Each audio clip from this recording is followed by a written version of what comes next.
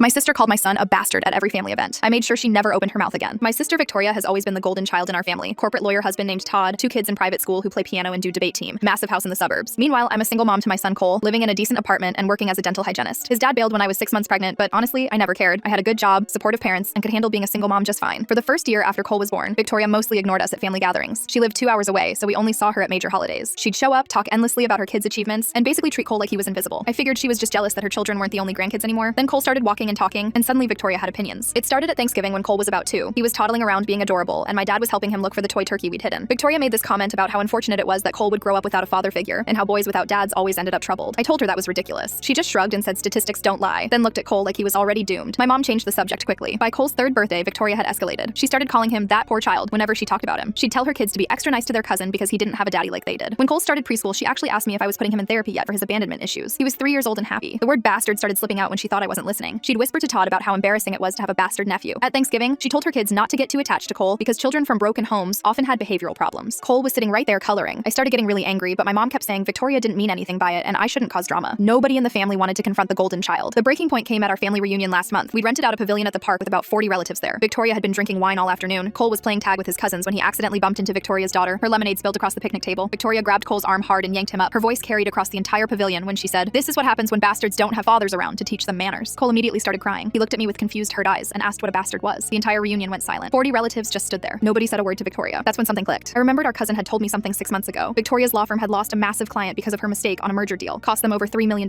She'd been hiding it from everyone, pretending work was amazing. I also remembered her husband Todd's social media activity. He'd been leaving heart emojis on his young associate's Instagram posts for months. Beach photos, gym selfies, everything. The comments were suspicious. So I waited. At Christmas dinner 2 weeks later, Victoria started her usual routine about how Cole needed a male role model. I let her go on for a few minutes. Then I mentioned, very casually, how nice it was that Todd was so supportive of young women at his firm, especially that associate whose beach photos he commented on so enthusiastically. Victoria's wine glass froze halfway to her mouth. Her face went completely white. Todd started stammering about professional networking. I kept going, saying I'd noticed how many heart emojis he left on her posts, and it was refreshing to see a married man so comfortable with attractive young colleagues. Then I said I'd heard Victoria was handling that $3 million client loss with incredible grace. Wasn't it amazing how she kept showing up pretending everything was fine when her career was basically over? Victoria tried to shut me down, but her husband's head snapped toward her, demanding to know what client loss. Victoria had to admit in front of everyone that she'd been hiding a catastrophic mistake for 6 months. Todd grabbed her arm and pulled her into the kitchen. Through the doorway, I could hear him getting louder, asking about the associate. Victoria's voice got defensive and shrill. They came back 5 minutes later. Victoria's mascara was running down her face. She grabbed her kids' coats and started shoving their arms into sleeves. Before walking out, Victoria said through gritted teeth that I would regret this. I told her I'd been regretting staying quiet for 3 years while she tortured my son. The door slammed so hard it rattled my mom's china cabinet. Within 10 days, Todd had moved out after admitting to an emotional affair with his associate. Victoria's firm forced her to resign. She's living with her parents now in their spare bedroom. Her kids had to leave private school. Cole asked me yesterday why Aunt Victoria doesn't come to family dinners anymore. And right then, my phone lit up with a text from her begging me to tell everyone she'd apologize to Cole so they'd help her make rent this month. I blocked her number and told my son that sometimes people learn being mean to others has real consequences.